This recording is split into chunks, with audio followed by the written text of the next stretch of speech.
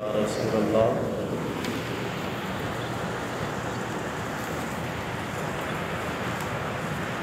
آج 17 رمضان المبارک لگ چکا ہے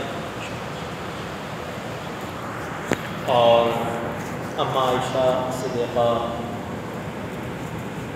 بنت ابی بکر رضی اللہ تعالیٰ عنہ ان کا یوم عرس وصال منایا جاتا ہے۔ قرآن مجید قرآن حمید میں اللہ رب العزت ارشاد فرماتا ہے یا نساء النبی لستن کأحد من النساء، اے نبی کی عورتوں تم اور عورتوں کی طرح نہیں ہو، یعنی حضور صلی اللہ علیہ وسلم کی جو زوجہ ہیں، جو ازواج ہیں، وہ دیگر خواتین کی طرح نہیں۔ حضرت آسیہ اور حضرت مریم کو تمام عورتوں پر فضیلت دی گئی ہے۔ رسول اللہ صلی اللہ علیہ وسلم فرماتے ہیں مگر حضرت عائشہ صدیقہ رضی اللہ تعالیٰ عنہ سے متعلق حضور فرماتے ہیں کہ اہل عرب کی خواتین میں بڑی شان والی حضرت عائشہ رضی اللہ تعالیٰ عنہ۔ تو یہ جو حضور کی ازواج ہیں ان کے بارے میں اللہ نے قرآن میں فرمایا وَأَزْوَاجُهُ أُمَّهَاتُ الْمُؤْمِنِينَ کہ یہ نبی کی جتنی بھی ازواج ہیں یہ مومنوں کی مائیں ہیں۔ اسی وجہ سے رسول اللہ صلی اللہ علیہ وسلم کے وصال کے بعد حضور کی جتنی بھی ازواج ہیں، جتنی بھی زوجاں ہیں، ان سے کسی بھی شخص کا نکاح کرنا وہ حرام ہے۔ کیوں؟ کیونکہ نبی مرتا نہیں ہے، نبی زندہ ہوتا ہے، اور چونکہ اللہ نے حضور کی ازواج کو مومنوں کی ماں قرار دے دیا تو ماں سے نکاح تو حرام ہے۔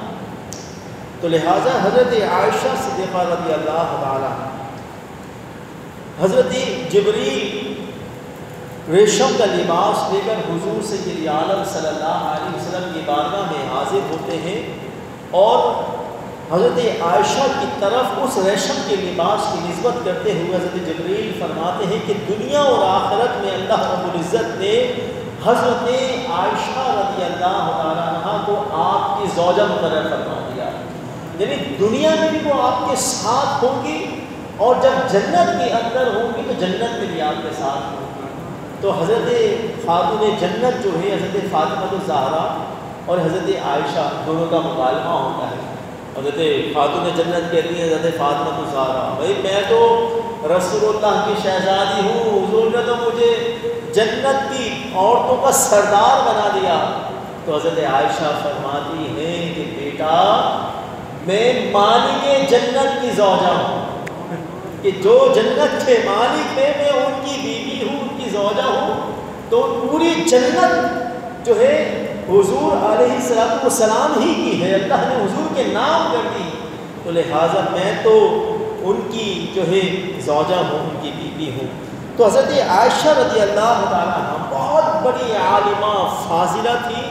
علماء فرماتے کہ دین کے 3 حصے کیے جائیں تو ایک حصہ جو ہے حضرت عائشہ صدیقہ رضی اللہ تعالیٰ عنہ کے صدقے امت کو ملا۔ آپ بڑی مجتہدہ اور فقیہہ اور محدثہ تھی۔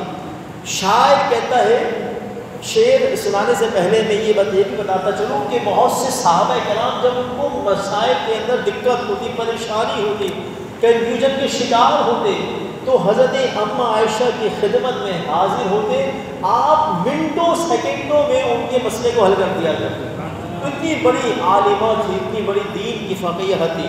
شاعر کہتا ہے تو ہے خاتون جنت کی ماں عائشہ، کوئی دنیا میں تجھ سا کہاں عائشہ، تیری پاکی و تقدیس کا ہے گواہ خالق دو جہاں عائشہ، سورہ نور میں جس کا ہے تذکرہ ہے اسی نور کی کہکشاں عائشہ، کتنا آقا و صدیق میں پیار ہے اسی پیار کی داستاں عائشہ، رب نے قرآن میں خود بتایا ہمیں ہے ہم سبھی مومنوں کی ماں عائشہ۔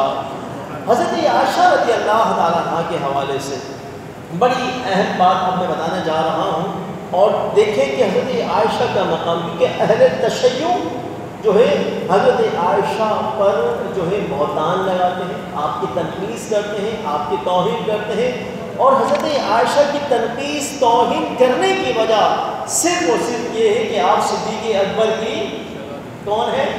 شہزادی ہے۔